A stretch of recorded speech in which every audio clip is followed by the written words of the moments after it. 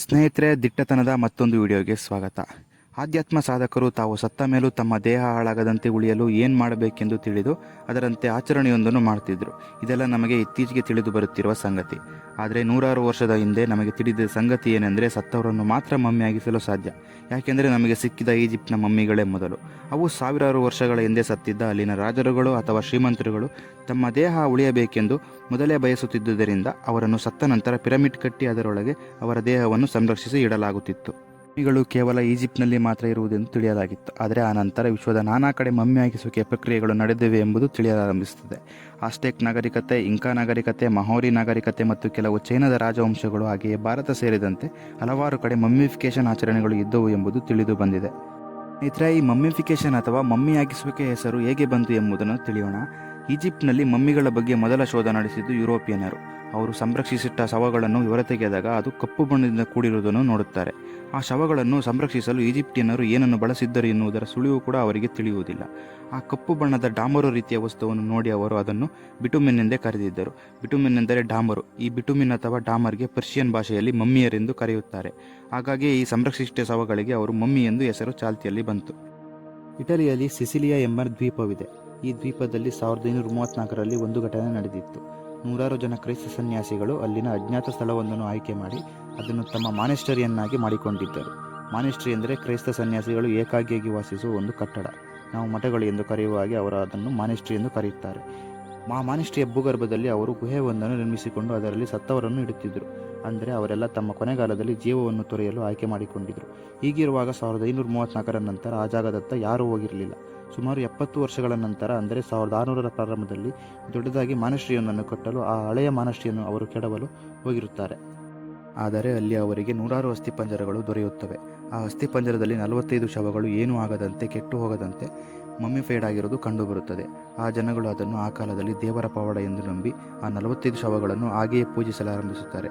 ಅಲ್ಲದೆ ಆ ಶವಗಳನ್ನು ಸಾರ್ವಜನಿಕ ವೀಕ್ಷಣೆಗೆಂದು ಇಟ್ಟು ಅದರಿಂದ ಅಂದಿನ ಕಾಲದ ಚರ್ಚ್ಗಳು ಬೇರೆ ರೀತಿಯ ವ್ಯವಹಾರಗಳನ್ನೇ ಮಾಡಿದ್ದವು. ಸ್ನೇಹಿತರೆ, ಆ ಮಮ್ಮಿಫಿಕೇಷನ್ಗೆ ಕಾರಣವೇನೆಂದು ಆಧುನಿಕ ಕಾಲದಲ್ಲಿ ಸಂಶೋಧನೆಗೊಳಪಡಿಸಿದಾಗ ಅಲ್ಲಿ ಕಂಡುಬರುತ್ತಿದ್ದ ಟಫ್ ಎಂಬ ಕಲ್ಲು ಕಾರಣವಾಗಿರುತ್ತದೆ ಎಂಬುದು ತಿಳಿದುಬರುತ್ತದೆ. ಆ ಕಲ್ಲು ಜ್ವಾಲಾಮುಖಿಯ ಬೂದಿಯಿಂದ ಸಾವಿರಾರು ವರ್ಷಗಳ ಕಾಲಾಂತರದಲ್ಲಿ ರೂಪುಗೊಂಡು ಕಲ್ಲಾಗಿತ್ತು. ಈ ಟಫ್ ಕಲ್ಲು ಗುಹೆಯ ಒಳಗೆ ಕಂಡುಬರುತ್ತಿದ್ದರಿಂದ ಆ ಶವಗಳು ಪ್ರಿಸರ್ವ್ ಆಗಿ ಉಳಿದಿದ್ದವು. ಸ್ನೇಹಿತರೆ, ಮನುಷ್ಯರ ದೇಹಗಳು ಶಾಶ್ವತವಾಗಿ ಪ್ರಿಸರ್ವ್ ಆಗಿ ಉಳಿಯಲು ಯಾವೆಲ್ಲ ವಸ್ತುಗಳು ಬೇಕಾಗುತ್ತವೆ ಎಂಬುದನ್ನು ಕುರಿತು ನೂರಾರು ವರ್ಷಗಳಿಂದ ಶೋಧಗಳು ನಡೆಯುತ್ತವೆ ಇದೆ. ಸಿಸಿಲಿಯಾ ಪಲೆರ್ಮೊ ಎಂಬ ಜಾಗದಲ್ಲಿ ಕ್ರೈಸ್ತ ಸನ್ಯಾಸಿನಿಯರ ಮತ್ತು ಗುರುಗಳ ಶರೀರವನ್ನು ಪ್ರಿಸರ್ವ್ ಮಾಡಿ ಇಡಲು ಶುರು ಮಾಡಲಾಯಿತು. ಮೊದಲು ಅಲ್ಲಿ 45 ಶವಗಳನ್ನು ಇಡಲಾಗಿತ್ತು.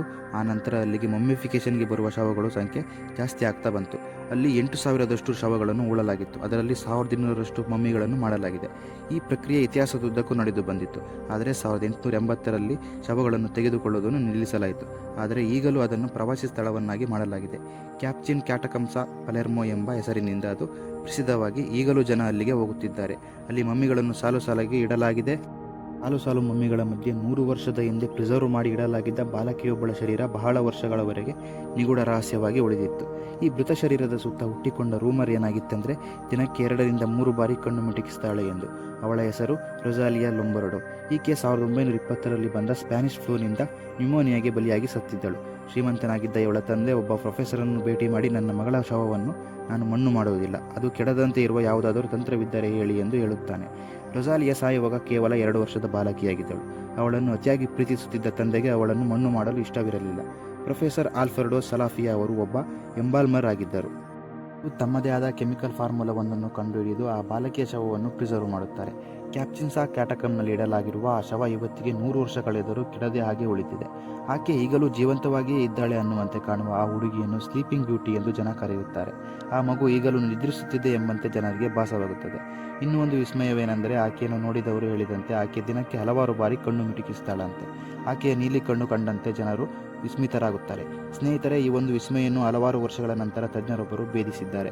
ವಾತಾವರಣದಲ್ಲಾಗುವ ಬೆಳಕಿನ ಬದಲಾವಣೆಯಿಂದಾಗಿ ಜನರಿಗೆ ಹಾಗೆ ಕಾಣಿಸುತ್ತದೆ ಎಂದು ತಜ್ಞರು ಹೇಳಿದ್ದಾರೆ. ರೊಸಾಲಿಯಾ ಸಂಪೂರ್ಣವಾಗಿ ಕಣ್ಣು ಮುಚ್ಚಿಲ್ಲ. ಆಕೆಯ ಕಣ್ಣು ರೆಪ್ಪೆಗಳು ಸ್ವಲ್ಪ ಮಟ್ಟಿಗೆ ತೆರೆದಿವೆ.